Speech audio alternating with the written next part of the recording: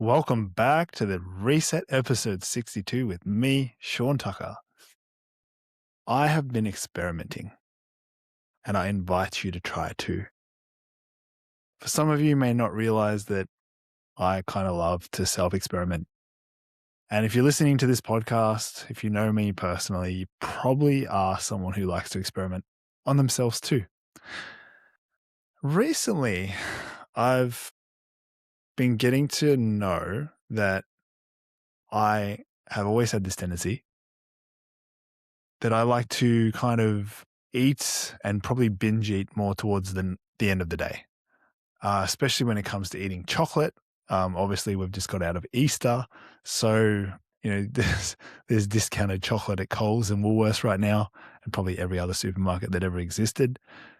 And it's never been easier to kind of go and buy chocolate and consume it, right? And I love chocolate and I love dark chocolate and I love like expensive dark chocolate. But any day of the week, I will take a Cadbury block and I will probably finish that pretty quickly. Reason I say that is I know it's not the best chocolate. It's full of things like soy. It's full of vegetable fats as well. But anyway, point is not to point out how terrible it is for your health. The point is, what I've noticed is I like to eat chocolate. And especially late at night when I've had a big day, I'm mentally exhausted. I find myself wanting to go and grab all the chocolate that I can, even to the point where it will probably make me feel sick. But because I'm so attuned and accustomed to this almost ritual or behavior, I don't get sick. I don't get sick. But recently, and probably the last month or so, something that has really broke this pattern for me. Yes, I still eat chocolate. Yes, I still kind of eat it when I want, but I no longer eat it late at night. I no longer eat it late at night because the pattern interrupt that I've been using is when my wife and when my daughter are preparing for bed, right? When they're going to go have their shower and then I'll have my shower after theirs. When they're in the shower, instead of me playing on my phone, which is what I used to do, because I'm obviously helping my daughter with bath time and my wife with bath time for the little one, I will actually brush my teeth. Sounds simple, right? Sounds too good to be true. Right? This guy's brushing his teeth and that's all he's doing and that's stopping him from late night eating. Well, the on-flow positive effects of being consistent and brushing my teeth at 7:30 at night, or between 7 and 7:30, it's usually when they have their shower, it stopped me from eating late at night and snacking, which has actually allowed me to get better sleep, deeper rest, and wake up more refreshed and more energized. Whenever in the past I've eaten late at night, I've woke up feeling a little bit heavier, a little bit more inertia, and not really wanting to get out of bed. But what I've noticed now is in the last month of doing this, it's becoming lighter, it's becoming easier. And my understanding of this is because I'm leaving a gap between when I go to bed and when I have my last meal. So my last meal is usually 6 to 6:30, finished up by 6:45, and then I'm in bed 9:30, 9:45.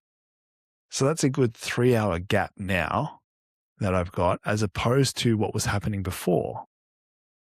I was eating late at night, probably up until 9 o'clock sometimes, like snacking, maybe 8:30, 9 o'clock, something like that. And then I was going to bed at the latest 10 o'clock. So that hour and a half difference of increasing the gap between my last meal and when I go to sleep has actually allowed me to get better rest. it's actually the thing that's giving me more energy in the morning. And it's funny, when you've got more energy, you feel like doing more things. The one thing I want you to take away from listening to this podcast episode today is it's just one simple habit change.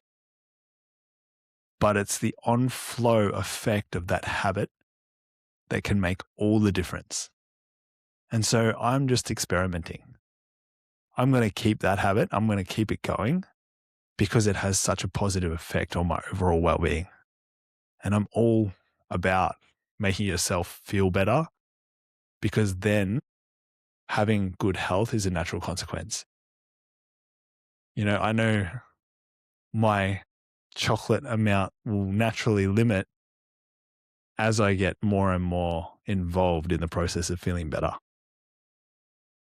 And it's a bit of a catch-22 because you kind of have to stop the thing that's getting in the way from you feeling better in order to feel better. But this is where having little pattern interrupts, pattern breaks, where it feels easy. Sometimes it doesn't feel easy. Sometimes in my mind, when my wife and daughter are having a shower, it's like you have that thought. You want to eat more. You want to eat your feelings right now. Do you not brush your teeth today?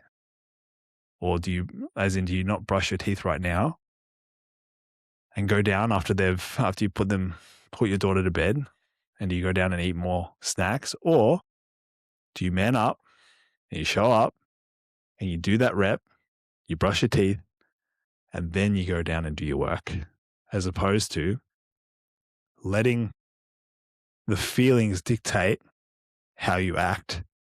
And therefore, you go down and you eat all the foods and the snack foods and you feel terrible, you feel guilty.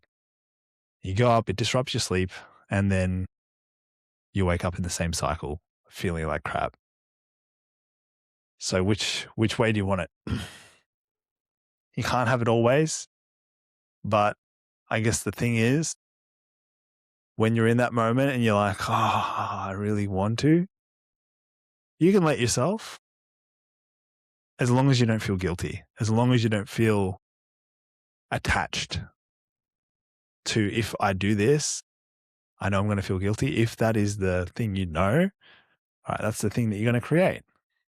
So can you enjoy the cycle or the compulsion without the feeling of attachment, or without attachment to the feeling of what it brings? If it's enjoyment, go and enjoy it, but don't feel guilty because you've enjoyed something that you said you weren't going to do, because it's those little promises that you make to yourself that actually keep your integrity alive. And that is the most important thing when it comes to showing up and being a man, is integrity. It's holding that standard for yourself. It's not easy. Initially, you might be motivated and it feels easy, and then it becomes a bit of a test. We're here again. You have that same feeling. You want to go and destroy it. You want to go and be compulsive about it. You want to go and eat all the food. But it's just in those moments where if you use a little bit of your executive function, not even willpower, just, is this what I want? Do I want to be a better man? Do I want to be a better husband? Do I want to be a better father? If the answer is yes, just brush your teeth. It's that simple. Anyways, I hope you have found value in this episode, and let me know in the comments or one of the replies, wherever you find this episode or this short. What is one little habit that you have that you swear by? The thing that sort of brings you stability, balance, and feeling like you're actually making a positive difference on your life and the people around you. Let me know. And thanks for tuning in. I look forward to seeing you in tomorrow's episode.